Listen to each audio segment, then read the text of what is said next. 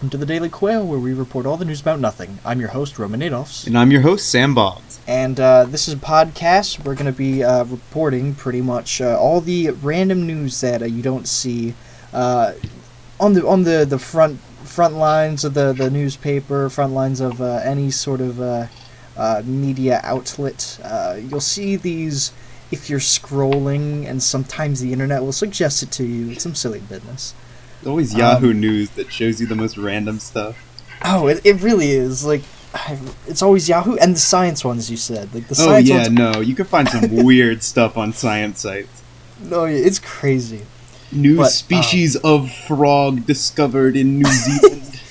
Well, I saw one the other day that was actually like, new species of monkey discovered, but it's almost already endangered or extinct. It's always like, yeah, I saw that one too. We're already killing them off right when we find them. It's so sad. Oh yeah, like what? Come on, man. Half the time it's like a type of monkey we already know about with one like black spot on its shoulder, and it's like new species. New species. This monkey has an extra bone on its shoulder. I don't get it. But anyways, what we're reporting on, it's not necessarily unimportant, but like, you know, most of it's like stuff that necessarily won't ever affect your life ever. Absolutely. Just stuff that you look at and you're like, someone really wrote this and earned money for it. But hey, hopefully it'll be fun to hear about. Oh yeah, absolutely. I mean, these articles aren't for nothing. Yeah, somebody has to write them. Somebody gets paid for this. And it's not us. All right, but you want to start us out with this story? Indeed, I'll start us off. So my first article of the day is famous fish that ate all his friends gets cheered up by 16th birthday party. I'm sorry, what? Famous fish. Yep. Famous fish that ate all his friends gets cheered up by his 16th birthday party.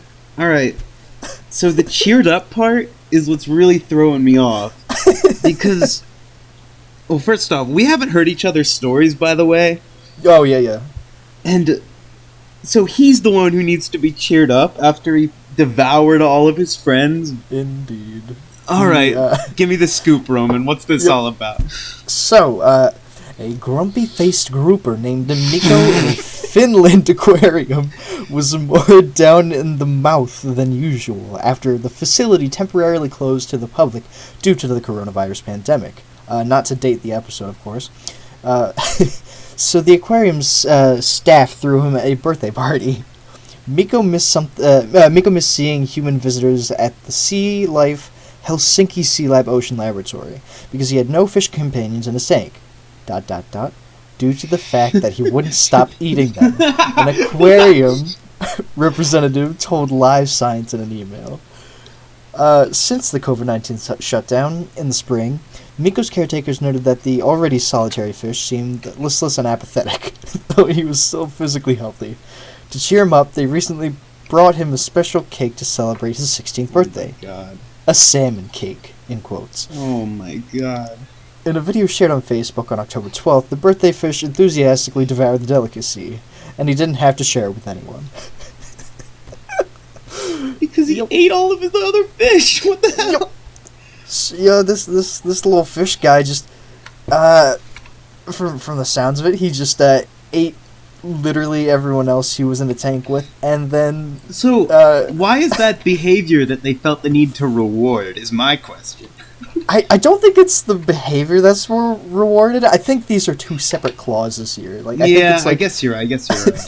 Here's a fish that is lonely because he eats his friends. But then I guess they're not too separate, but it's like they're definitely related. It's a cause and effect, you know. Yeah, but like because he ate his friends, he got sad, and so they threw him a birthday. Also, how can a fish look sad? Yeah, hang on. What was the alliteration at the beginning? What did they say? Geez.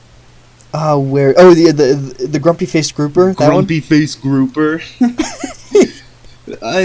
If you look at a grouper, like, those things are always looking sad. I feel like this is just some placebo that we're seeing emotion in this fish. No, yeah, they have a picture of him, and a birthday celebration helped sad grouper Miko turn that frown upside down. But he's still upset. He's still got a big old frown in his face. He looks kind of dead, like not like dead, but like his face looks devoid of any. Yeah, sort of I've seen that kind of fish. They're always just looking. I don't even know if fish can feel like happiness and sadness. Oh yeah, I don't even know if fish can feel like just anything. I think our understanding of fish brains is pretty narrow. No, yeah, that's a good point. Oh, this other picture. Now 16 years old, Miko has been at Sea Life Helsinki since 2007, and it's like, it's a little aquarium container like in the wall, and like it's small, looks kind of like a window. But then they threw like a happy birthday banner on it, and like a couple balloons. Oh no! You can't even see it. It's behind the thing. He just sees the back of it. What the hell? Yeah. Oh my goodness, it's so funny. God. Oh man, let me read a little bit more of the article because I think it has some background information of Miko, the grouper. Oh yes, I would love to hear more. Wait, okay, yeah. This is something I had a question about. Yeah. In the title, he was described as famous fish. I've not seen any evidence from your report thus far to conclude that this fish has achieved any level of fame. Let's see. And if he had, I'm sure he'd just eat his fans anyway. Oh no! Yeah, that begs the question: is he famous among fish or among people? Yeah, that's what I'm wondering. Give me a little more background of this. Yeah. We've got Miko, who arrived at the aquarium in 2007 as a hefty fish, measuring about 3 feet, 1 meter long, and weighing about 35 pounds, or 16 kilograms. The pet store that was Miko's former home gave him up because he outgrew other tanks. Whoa, hang on. Yeah? Pet store? Those are like big fish, right? No, yeah. Who's getting a grouper as a pet? What? No, yeah, I think my guess is that it's either someone found him and was like, this fish needs to go. Although, how do you wait, found him where? In the water? Hold on, wait, never mind. Like, Hello, pet store. This fish was wandering my backyard. He looked lost. Could you please take him in? He keeps telling me his name is Darwin Watterson, but man, I swear, fish shouldn't be able to talk. Oh my god! All right, keep going. But because he outgrew all their tanks, and in parentheses, and because he kept eating his tank mates. Oh my god! It's a freaking pattern of behavior. Yep. At the aquarium, Miko is fed 3 to 4 times a week on a diet of squid and small fish such as herring, mackerel, or whiting. I don't know what that is. Unfortunately for Miko's neighbors at Sea Life, he also demonstrated a hearty appetite for whatever happened to be sharing his tank. He even sacrificed down... Oh, sorry, not sacrifice. He even scarfed down a venomous lionfish. Oh my god. And Miko isn't the only grouper with a taste for large, dangerous prey. Scientists have previously documented groupers swallowing sharks in a single gulp. What? Hold on. That's gotta be like smaller sharks though, right? No, yeah, like it's just definitely gotta be like baby sharks. Cause like, goodness me, that is, how you just. They have giant mouths, right? I guess, yeah. Like from the pictures here. Jesus Christ. Yeah, I have some pictures pulled up, and I'm seeing some real big groupers. The rest of this article. After the so-called lionfish incident, caretakers moved Miko to a tank by himself. Deprived of the company of his fellow fish, he appeared depressed when people stopped to visit him at the aquarium during the spring shutdown, and was more still and distant than usual, the representative said. We kind of skipped past the fact that he ate a freaking lionfish. I'm gonna be honest. I'm a little uneducated. I don't know what a lionfish is. They're kind of like white and orangish red kind of striped fish with big fanning fins, and they got these spines that are like hella poisonous. Those things are deadly. And he just launched one down like it was nothing. This fish. Continue down a bit here. We got a little. Or the final segment entitled Fish Depression. Take that as you will. Oh. Though Miko's behavior has changed since the COVID-19 lockdown, was he truly depressed? His story might sound fishy. An example of people interpreting animal behavior through a human lens. However, biologists have found that fish do exhibit signs of depression. Depressed zebrafish are withdrawn and lose interest in stimuli, much as people do when they are clinically depressed. In experiments, zebrafish with those symptoms are also usually floated near the bottom of their tanks, biologists at Troy University in Alabama said in a statement in 2017. By comparison, happy fish in those experiments were more active and spent time close to the surface, the researchers said. So, skipping ahead, Miko seemed to enjoy his birthday cake, quote unquote, and the festivities continued throughout the week. Sea life representatives wrote on Facebook, with visitors now returning to the aquarium, the future may look a little brighter. The famous grouper. Again, I don't know. It doesn't say where he's famous. Or in fact, his caretakers are already making plans for his 17th birthday, according to the post. This fish is 16 years old. Yeah, I don't know how old fishes get, but I guess he is a pretty big guy. So. Yeah, that's true. The bigger ones live longer, I'm assuming. About the size of a cat. Now, okay, so I'm willing to accept scientific evidence of fishes getting depressed, right? Yeah. But I want to know the scientific implications of using a birthday party to cheer them up. Oh, yeah, wait, real quick. I'm just going to revisit my statement and say that, no, that is in fact not the size of a cat. It's probably the size of a medium-sized dog. 3 feet is a very big cat. 3 feet. I'm not sure if I've ever seen a 3-foot cat. I don't know what cats you're looking at.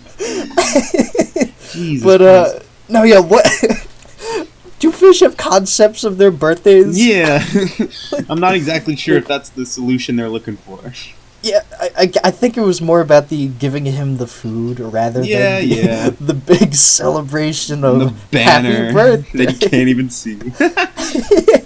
But I hope they're able to find some sort of solution that makes this fish happy and also keeps all the other fish around him alive for once. Indeed. Happy birthday. What was his name again? Miko, spelled Mikko. Happy birthday, Miko. This one dedicated to Miko. This one goes out to you, Miko. All right, I got a story for you, Roman. Indeed. Give us the scoop. All right. So, first, a question. How do you feel about bears? I like bears. I think they're really adorable. They're very cute, but they're also pretty dangerous. You're right. What would your reaction be if you came across a bear out in the wild? I would definitely be frightened. Because while they are cute to look at, they definitely see anything else as food. I would definitely be cautious. Are you supposed to play dead or like make a bunch of noise? I've heard both. There's a rhyme. It's like if it's black, fight back. If it's brown, get out of town. If it's white, say goodnight. I think that's the saying, which means if it's a black bear, you can fight back. If it's a grizzly bear, you better run because you will die if you fight back. And a polar bear, if you see one, it probably lights out for you. Yeah, you're dead. Yeah. Those things are killing machines. No, yeah, like, apparently, like, they stalk you, too. Like, they really stalk their prey, from what I've heard. Yeah. They follow them around. Indeed. But anyway, so, yeah. The reason I ask is because one of the northern islands in Japan, Takikawa, I hope I'm pronouncing that right. They have a bit of a bear problem, you see. Oh. You see, as the bear's hibernation season approaches in like late November, they get a little more aggressive because they're trying to load up on food to make it through the winter, you know? I getcha. So they start like coming into town and looking for food among the humans. Oh, jeez. And for some reason, the bear populations are like rising in the area, and there's been, as I see in this article, 2 deaths this year, which is pretty tragic from those bears. No, yeah. But they came up with a bit of a creative solution that I would like to present you with now. Oh, do tell. Japanese town deploys monster wolf robots to deter bears. What? What does that imply? Wait. Monster wolf. What? So, Okay, so the town got in touch with this machinery maker, right? His name's Oda Seiki. Mm-hmm. And he made these freaking like giant robot wolves that look like you know when you walk into Spirit Halloween and they got the things that jump out at you and like the big animatronic things. Yeah. It literally looks like one of those, and they're on like posts all around the town where the bears come from. And when they motion detect something coming towards them, they start making noise and shaking and lighting up. So they're legitimately just those Halloween things? Pretty much, yeah. You're kidding me. But they can emit up to 60 different sounds, including like wolf noises and like machinery and like all sorts of terrifying noises. I'm so confused. I want to see what these look like. Oh, we can throw up a picture, I think. Oh, absolutely. I got a picture right here. It looks horrifying, honestly. But here's my question. Yeah. So this thing, the only thing that sets it off is a motion detector. So like any other person walking by too, maybe somebody who hasn't been to town before, they're going to be greeted with some horrifying surprise. They're like, oh, what's this weird statue thing here? Oh my goodness. It's got glowing red eyes too.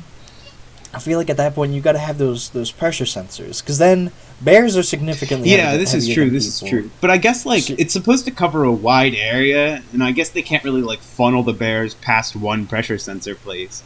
Yeah, you're right. But imagine you're just walking, and then just just a little bit in the distance, you hear a bunch of shaking, and you see this glowing this figure with glowing eyes. It's just wolf noises, and you're like, oh my god. I know. The robot called Monster Wolf consists of a shaggy body on 4 legs, a blonde mane, and fierce glowing red eyes. When its motion detectors are activated, it moves its head, flashes lights, and emits 60 different sounds ranging from wolfish howling to machinery noises. Oh my goodness. So here's another question that I had when reading this, right? Yeah. So bears coming into town is a pretty common occurrence here before these things were implemented, right? I guess so. Which means that there's going to be a lot of time when a bear rolls up to that motion detector and sets the thing off. Yeah. So is the town going to get sick of hearing this shit every day? Just I can imagine living to one of those things and being you just middle of the night and they're just here. Oh, not this again. Because in the picture I have, there's houses in the background of this picture that are within a distance where I feel like you'd be able to hear these noises. Oh my, no, yeah, those noises have to be loud to scare the bears. Yeah, I know. Oh my goodness. So I don't know, I feel bad for those people. No, yeah, they definitely the price on housing there must definitely be lower. No, for sure. Oh my goodness. Just imagine waking up to one of those weird noises. You said 60 different noises, 60 right? different noises. That's what they loaded up on it. I don't know why. That's another thing that sucks, because there's a difference between hearing the same noise and being oh, here's this again, and then hearing the 50-second noise and being when does it end? Yeah. What noise is this? I'm questioning the range too, because it says ranging from wolfish howling to machinery noises. So no, yeah, that's a pretty big range. I don't really have a good scale for that. Yeah. Also, what does machinery noises even mean? Jackhammers? Yeah, I'm imagining this animatronic thing is making howling noises, then all of a sudden you hear Freddy Fazbear just. Oh my god. Oh my goodness. Also, there's a little paper sign screwed to the thing that has a graphic of somebody pushing their kid towards the thing, and then there's a big cross over it. Do not pet the wolf. Not a toy, kid. Not a toy. Do not pet. Honestly, it would serve pretty well as one of those bull riding attractions that you see around. Oh yeah. You try to stay on the robot wolf as long as you can while it screams in your ear. God, oh that's my goodness. Funny.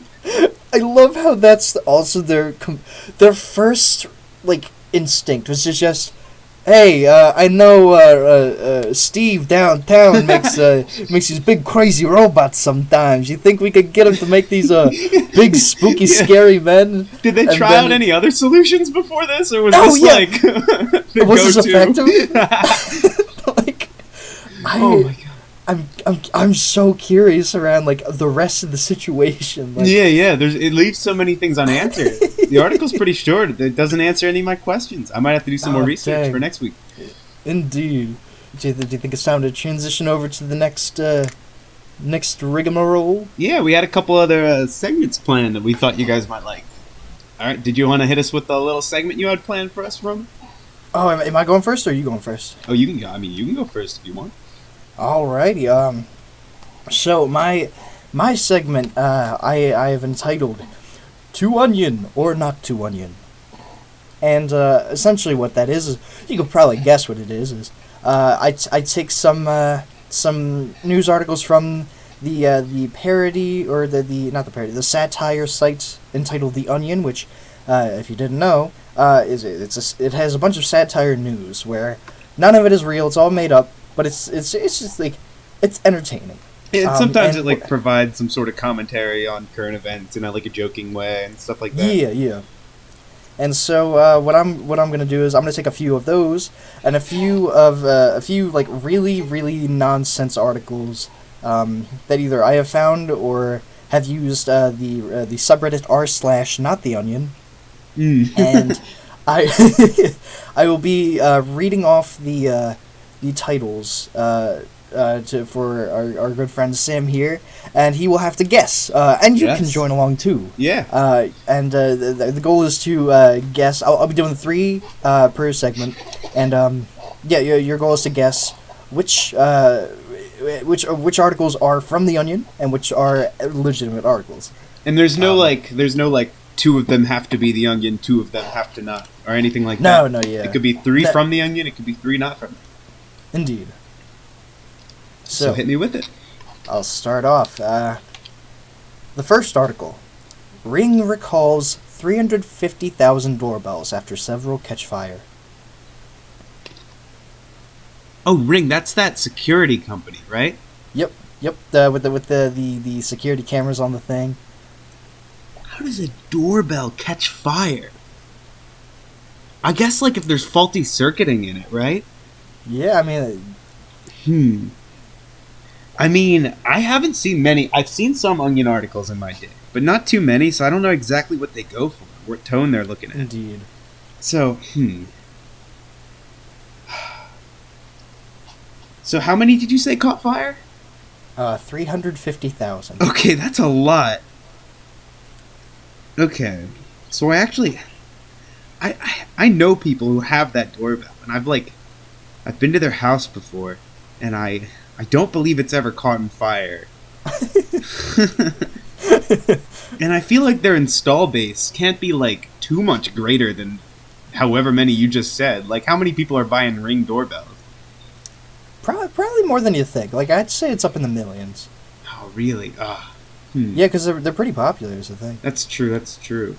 If it were only 350,000 or below, like, that would be like... They would not have big commercials or anything like that. Alright, hang on. Okay.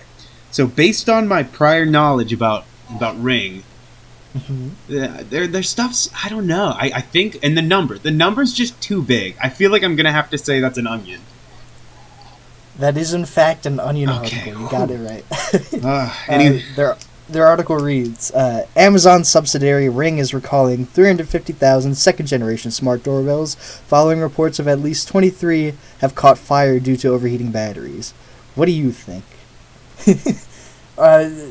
Obviously, that is not true. Okay. But... Phew. I don't have to warn my friend. Oh, okay, hold on. I think I might have... I should have given you the information differently, because I didn't... The title doesn't say 350,000 caught fire. It says they recalled 350,000 after several caught fire. Well, so you kind of helped me out a bit there. Indeed, I know. Gave me a bit of a hand. You get a pass on this one. I was I was conning you. I was getting some info out of you. Indeed. It was all calculated, all right? Okay. Hit me with another one. Yeah, here's the second one. Parents cheer as 8-year-old son chokes out opponent in UFC Junior League match. Oh my god. Okay, Jesus Christ. So, that literally, like, off the top of my head, that one sounds so much like an Onion article. Yeah. I feel like I've, like, read that in an Onion article before. But also, like, there's some wild parents out there. There really are. What's that subreddit, the, like, entitled parents one? Oh, yeah.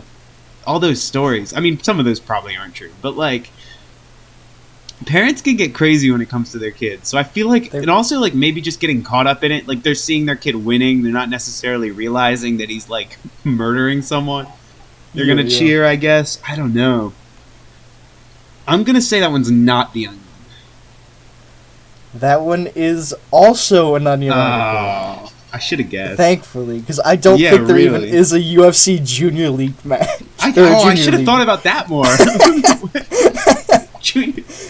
They definitely made that up. God damn it. No, yeah. Oh my god. Let's see. I'll read the first sentence. Las Vegas, standing up and shouting at the referee, and as his opponent landed an illegal knee from half guard, Mitch and Ashley Feldon cheered on their 8-year-old son, Tanner, Saturday as he secured a submission victory in the UFC Junior League match. Classic Tanner. It's always the kids named Tanner and Kyle. Never trust anyone named Tanner or Kyle. God damn. Right. I should have guessed. Indeed. Here's the third article for you. Moon rock in museum is just petrified wood. That's funny. Alright, so you've given me 2 onions so far. But I don't want to read into that, because I feel like you would hit me with three onions and then call it a day, you know? Indeed. Especially if you led with 2, trying to get the last one to trick me into thinking that it wasn't onion. But I won't read into that. But that also just, it sounds like so plausible. Because, like, you'll go into a museum and you'll see, like, moon rock, cool space asteroid, and it'll be like just a rock, right? Like, it doesn't look any different than all the other rocks. So I feel like it'd be easy to get mixed up. I don't like your little commentary. That could happen. I don't know. I don't know. I don't want to give it away. You know? I know. It's a sly. Petrified wood, though, I feel like has a pretty distinct look to it. What do I know about petrified wood? I'm going to say it's not the onion. You are correct. That is, in fact, an article from NBCnews.com. Okay. NBC really covering the hard-hitting facts. Only the most important stuff from NBC. I'll read off the first couple bits here. It's not green cheese, but it might as well be. The Dutch National Museum said Thursday that one of its prized possessions, a rock supposedly brought back from the moon by U.S. astronauts, is just a piece of petrified wood. Rijksmuseum spokeswoman Zandra van Gelder, who oversaw the investigation that proved the piece was fake, said the museum will keep it anyway as a curiosity. It's a good story with some questions that are still unanswered, she said. We can laugh about it. That's a good attitude. I like that. I like their resolution good. There. But I think the funniest thing is, like, having that, because they have a picture, like, right at the top of the article. And it's a picture of the petrified wood rock thing right above a plaque that reads, "With the compliments of the Ambassador of the United States of America, J. William Middendorf II, to commemorate the visit to the Netherlands of Apollo 11 astronauts, Neil A. Armstrong, Michael Collins, Edwin E. Aldrin Jr. RAI International Exhibition and Congress Center, Amsterdam, October 9th, 1969. So they have a whole plaque and a whole just thing dedicated to this. I'm sure those great astronauts feel very honored by this wood. Yeah, like, imagine how disappointing it is. Like, because you also think about it. definitely a lot of people have taken pictures of that rock, fully thinking that that is a piece of moon rock, and they're like, "Whoa, that's cool!" Whoa, yeah, look at this thing, bro. Because like this is in the Netherlands, so like it's not always that I don't think they've been into space yet, from what I understand, and it's like, well, we like they got that from America, from the U.S. So this that's the first little bit of space that they have there. People have taken pictures of it. People have seen that and be like, "That's from the moon! Wow!"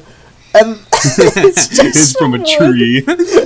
How much you want to bet? Like whoever was in charge of sending the Netherlands the moon rock was like, I hate the Netherlands. The Netherlands suck. So they sent them. They just grabbed some wood and just. They had a bone to pick for some reason. No, you're like. I also want to know how they figure out that it was actually wood. Did some like visitor go, are you guys sure that's a moon rock, to the like tour guide? But my guess is it probably over time it might have like deteriorated a bit, and they're like, rocks don't do that. Yeah, that's true. That's true. I see what you mean. Other than that, though, like I have no idea. That's a good closer. God damn. But yeah, that is all for the Two Onion or Not Two Onion. Well, thank you. It was a good time. But I got a little something for you now, Roman. Oh yes, I'd love to hear it. I'm gonna debut my little segment here called Not So Local News. Basically, the idea is I'm gonna give you all the latest reports, the ins and out, the best places to eat and places to go in a place that you've never been to and probably will never ever go to. Now, I was scouring the Midwest on Google Maps for some small places to get a little scoop on, and the name of this place just caught my eye, Roman. I couldn't resist. So today we'll be looking at good old Borger, Texas. And I kid you not, this is not a joke. It's just south of Pringle, Texas. You're kidding. I'm not. Right up the highway, right up 136 is Pringle, Texas. Borger, Texas? I'm headed to Borger. Where are you from? Pringle? One day we gotta make the trip. We gotta go from Borger to Pringle. Oh, absolutely. Oh, that's incredible. But in the meantime, let me give you the scoop at Borger. So just some local news. So Perez has been elected to the city council and is taking his oath right now. Very fascinating stuff. Congrats. The Sanford Fritch Lady Eagles, they won the volleyball whatever circuit in the high school at the Hutchinson County, nice. Which is where Borger is located. Well, which high school is that again? The Sanford Fritch Lady Eagles. Oh, nice. Congratulations. Yeah, congrats. I'm sure they'll hear this and be very happy. Oh, absolutely. And there's a Christmas jingle craft show today at the Celebration Family Church. Yeah, I wish we could go. I don't know if we'll make it, though. Oh, yeah. If we try hard enough. Yeah, we got to get moving now. But it looks like a good time. I hope everyone enjoys. Oh, indeed. But I know what you were thinking the moment I said Borger, Texas. Oh yeah. And I will answer that question now. Yes, they do have a restaurant called The Burger. Good. Just called The Burger. The Burger. And Mason says, always good. Little pricey for fast food, but worth it. Which is, good to hear. You know what I'm saying? That's good. Yeah. Very concise, very good review. Now, somebody who has opted to make their Google reviews username Nope Outta Here has had a very differing opinion.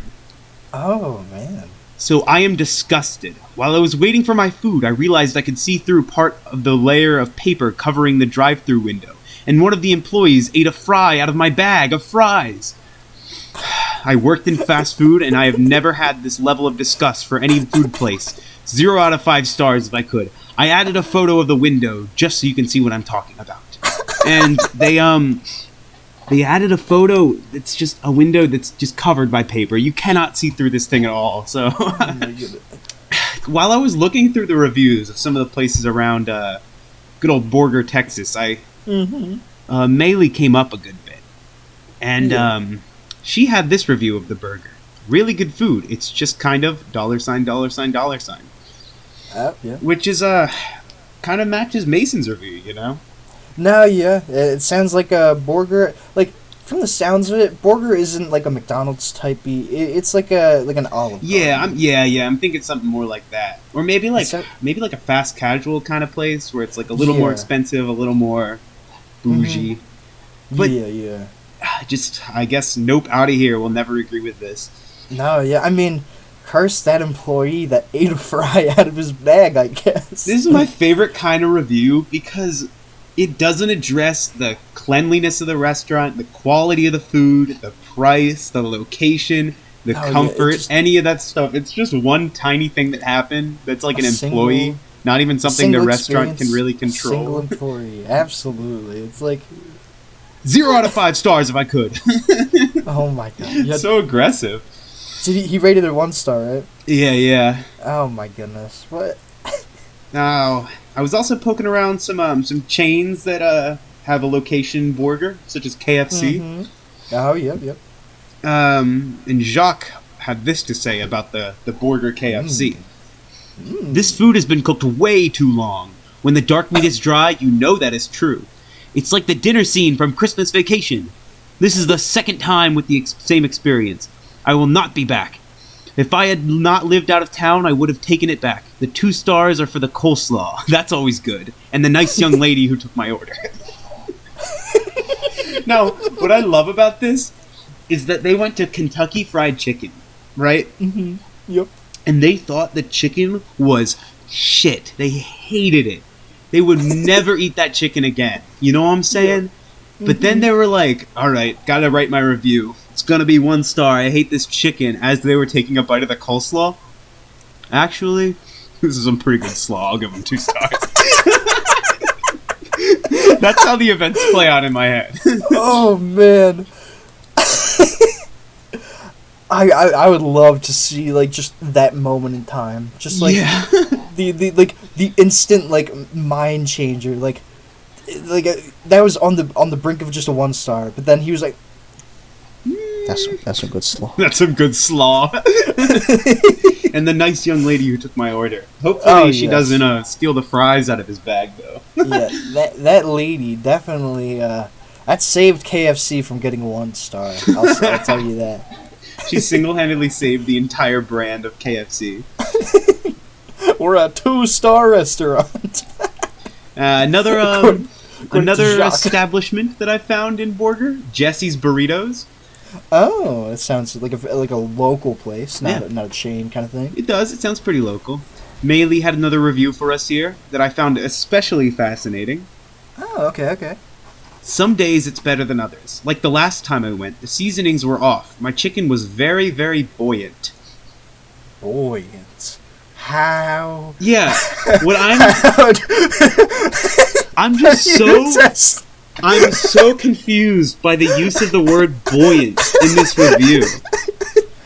How do you test a chicken's buoyancy? Did she bring a pail of water, drop her chicken into it, and go 3 stars? This chicken floated. I mean, I don't know about you, but whenever I get chicken from a fast food place, you always gotta do the chicken buoyancy test. Yeah, you gotta do the buoyancy test.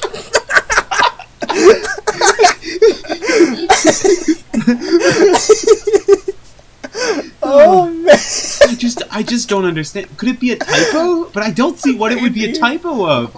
Oh, I have no idea. Very, very buoyant. She had to emphasize it.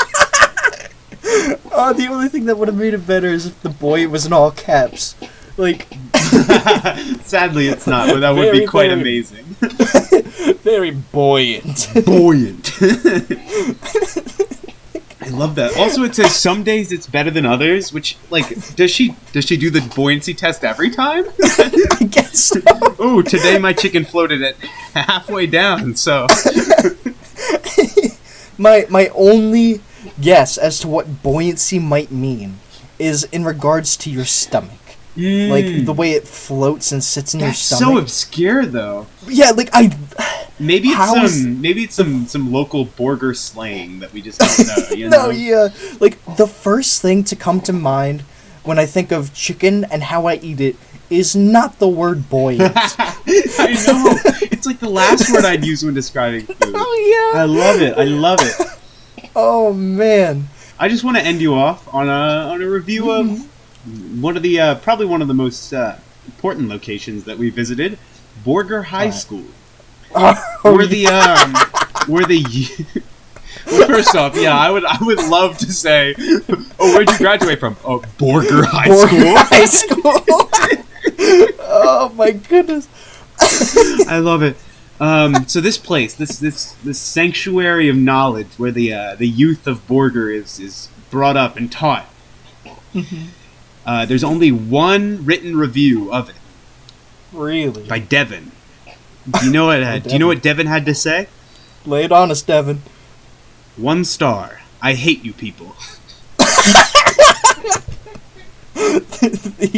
the correct review of school. Yep. I mean, it's so concise. It sums it up. He really he didn't hold back at all. He knew what he felt. You got to respect it. Say. And oh man, I'd say that'll end our visit to Borger. Oh, thank you, Borger. Yeah, thank you for the good times. Texas. Indeed. I hope the women's volleyball team from the high school that I already forget that isn't Borger proceeds to win next year's volleyball championships. Yeah, good luck. And I hope that if we're quick enough, we'll still be able to make it to that Christmas. The craft. What is it again? What was it? The Christmas Jingle Craft Show. That's right, man. Can't miss it. And goodbye, Borger. Goodbye, Borger. Now we got 2 more news stories to round out the episode. Indeed. You want to hit us with yours, Roman? Indeed. This one's a little topical, I guess. But also not really in the context. Voter fraud ruffles New Zealand Bird of the Year competition. Is that it? Yep. Maybe that's what Trump's been talking about all this time. He's just really upset about the fake winner of Bird of the Year. I love it. I also the implication of this that I really love is that there are people who are invested enough and care enough about the result of the Bird of the Year competition to spend time and effort committing fraud to sway it. Oh yeah, that is something that later on in the article, in a quote from where is she?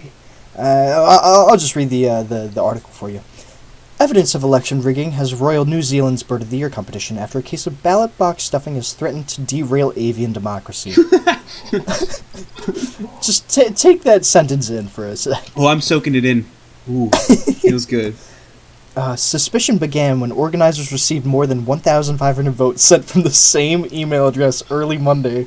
Each vote was in favor of the little spotted kiwi, otherwise known as the kiwi puku puku. Alright, so it wasn't exactly the most elegant voter fraud attempt. No, yep. They said, I want this kiwi to be the bird. All from the same email, they couldn't even make a couple. Oh my goodness. Yeah, that is an amazing bird. It deserves all the support, but unfortunately, those votes had to be disallowed and they've been taken out of the competition. Forest and Bird spokeswoman Laura Keown, I hope I pronounced that right, told NPR's Weekend Edition. The annual event is more than just a bird popularity contest. The conservation group Forest and Bird runs the election-based competition to help raise awareness about New Zealand's native bird species, many of which are endangered. I can only assume that people get really excited about New Zealand's native birds, she said, reasoning why someone wouldn't want to cheat. We are a land of birds, and we have some of the most amazing and unique species. It's incredible. I want to know, why their agenda was so in favor of the spotted kiwi. I mean, they have a They have a Twitter post here that I think it shows. As we go into the final weekend of voting for Bird of the Year, here are the current rankings, and they have a picture, and you have the Tora Antipodian albatross as number 1, Kakapo as number 2. I don't know if I pronounced it right. Kakaria black robin as number 3. Kariria, I think that is, or the New Zealand falcon, and as number 4, and Kereru as number 5. Wow, New Zealand has some interesting crazy bird names. Yeah, I loved hearing you try to pronounce those. So the spotted kiwi wasn't even that high up on the ranking. Indeed, hold up. I've not read further into this article myself. And in glancing over it, I don't know what I just stumbled upon. But let me just read this to you. Ooh. The hee-hee, also known as the stitch bird, earned an official endorsement from a sex toy retailer. God. The adult toy megastore extolled there's corporations endorsing candidates in this election. Not just that, but one of them is a sex toy retailer. I heard you. And the adult toy megastore extolled the polyamorous bird, which boasts unusually large testicles I see why and engages in face-to-face mating as a leader of the sex positivity movement among songbirds. They found a good spokesbird, it seems. One that really represents their brand. Is this New Zealand Bird of the Year competition that big? Like a corporation would be endorsing a bird? Not just that, and the fact that someone's committing voting for that's true. God damn. I can tell you that this is either like a guy who his walls are covered in like the spotted kiwi, like just like posters and everything, or this is a spotted kiwi who found himself an email account. You're right. You're right. A spotted kiwi itself is just like, I'm gonna freaking get Bird of the Year this year. I like to picture like a little spotted kiwi holding a gun with its beak to the back of somebody's head. More votes. Keep going. Keep going. I'm going as fast as I can. Keep going. I'm cooking up. God, I love it. Oh, that's a good story. Now on the subject of birds, I have another bird-related tale for you right here. Indeed, lay it on me. Oh, I will. So, how much money would you pay for a pigeon? I could probably go to New York and just catch a pigeon off the street. So you wouldn't invest? I mean, I'd pay like $10 to $50 because it's an animal, so like it's not worth nothing. 10 is definitely on the low side, but it's a pigeon. So you might be surprised if I told you that in Belgium, an auction saw a pigeon sold for 1.6 million euros, which is equivalent to $1.89 million. You're kidding. For one pigeon. You're kidding. I'm not. What? I'm guessing this pigeon has to be like the rare purple spotted but feathered pigeon of the Northeast. No. This is a pigeon that is very common species, very obtainable species. It just kind of looks like a New York pigeon if you see the picture. But there's a bit of history of why this pigeon was priced so high. All right. Mm-hmm. Belgian racing pigeon flies past record in auction. Oh, so it's a really fast pigeon. Well, yes, it was. So, what do you mean was? A 2-year-old Belgian racing pigeon called New Kim set a world record of 1.6 million euros, 1.89 million, at an auction that ended on Sunday. The online auction house said offers for the pigeon had already hit 1.32 million euros in the past week, surpassing the previous record of 1.252 million euros set in March 2019 for another Belgian pigeon, Armando. So, this is not the first time that a pigeon in Belgium has sold for over $1 million, is the takeaway from that. Are Belgians just that into pigeon racing? So, the article went into this a bit. Belgium is the number one place where people care about pigeon racing, right? Yeah. And Belgium isn't too small of a place, but it's a pretty small place, right? Yeah. It's like, it's a country. It's sectioned off from everything around it. So all these like pigeon racing fanatics are like quarantined in Belgium together, and they just feed each other's obsessions. And it ends up that like Belgium's just crazy about pigeon racing. Oh my goodness. So I'm dumbfounded. Like, Yeah, I was too. Never took Belgium. I didn't. They're so wrapped up in pigeon racing. Mm-hmm. Yeah. Wow. So, also apparently, pigeon racing has been catching on in China, and right here it says Chinese enthusiasm for long-distance racing of homing pigeons has driven up prices sharply, with birds from the traditional heartland of sport in Belgium being particularly prized. So, basically, the sport, I guess, is catching on in China, and that's kind of driving up the prices lately, which is why like the record's getting set more every year. Oh, because okay. China values the pigeons that are from Belgium higher because those are the good ones. Because Belgium's been doing this for years, you know. Yeah, Belgium, they perfected the pigeon racing technique. So that's why they want those premium speed pigeons. That's why the prices have been going up extra high, and that's why like a new record in 2019 and then a new record in 2020. You know.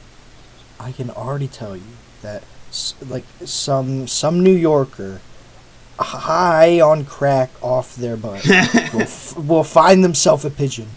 They'll move to Belgium, and they'll be like, "I want in. Yeah, I want to do this." Breeding these pigeons must be freaking profitable. No, yeah, like Belgium, pigeon racing. Is that what is Belgium known for? Pancakes? Pancakes, yeah, that's all I know. Yeah. Waffles, or is it waffles? Waffles. Belgian waffles? Belgian yeah, waffles. That's all I know about Belgium. But apparently they're into pigeon racing. So the reason they wanted this pigeon, so the pigeon set some distance records and was named Best Young Pigeon, which I love that that's a title that is awarded to a pigeon like every year. And this year's Best Young Pigeon is New Kim. But that was 2 years ago, and I think once a bird reaches like that old, it kind of gets past its prime and it's not as fast. So they're not buying it to race it; they're buying it to breed it, which is the interesting thing. I get it. Yeah, it makes more sense because they want like the best genes for their breeding of more fast birds. I'll say it. This sounds like Minecraft horse breeding to get the best. It does. That's true. You want that 14 meter per second horse. Here's a quote from the founder of the I don't know, something. Hang on. Okay, here's a quote from the article. These record prices are unbelievable because this is a female. Armando was a male. That was the previous record holder. Usually a male is worth more than a female because it can produce more offspring. Because, a female has to wait to lay the eggs every, so often, while a male can just, he can pump them out, you know what I'm saying? I guess so, yeah. But apparently pigeons are good for breeding until the age of 10, so New Kim has, 7 years of being forced to pump out fast babies ahead of her. Wait, what's the pigeon's name again? New Kim. New Kim. Rip New Kim. He's... Oh, it's a she. Baby. New Kim's a she, Roman? How dare you misgender our favorite bird. My apologies. But yeah, it's kind of a sad reality that this bird was sold for over $1 million just to be forced to breed for 7 years. But I hope after the end of that period, New Kim can live a happy retirement. I don't know how long pigeons last, but I don't think New Kim will last much longer after 10 years. Oh, poor New Kim. Oh my goodness. At least she'll always be able to look back on her title of Best Young Bird. Best Young Pigeon. I kind of want to watch a pigeon race now. No, see, my question is, how do pigeons race? Unless you hardcore train them, so they're I'll come back to you. Do you just let them go and they're I'll see you in a week? Pigeons have been used for message carrying for a long time, right? I guess you're right, yeah. So I'm assuming whatever training they used back in the old days to get him to be like, oh, take this message from this place to this place, they now use to say, go from this place to this place ASAP, you know? Yeah. It's just like, it's a long-distance race. I want to know if there's, like, commentators, like people flying alongside the pigeons in, like, a helicopter with a camera. New Kim is taking over the lead!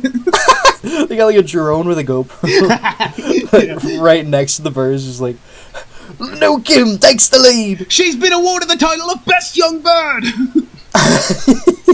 Like, there's a little finish line. There's like a little tape that they have to do. I'm not sure that's exactly what it looks like, but I like the imagery. Yeah, I want to watch one now. I want to do a little more research on this. Oh, that's interesting. It is. That's a good pairing of bird-themed stories right there. Oh yeah, absolutely. And that's all the news we had prepared for today. Indeed, that is your daily news for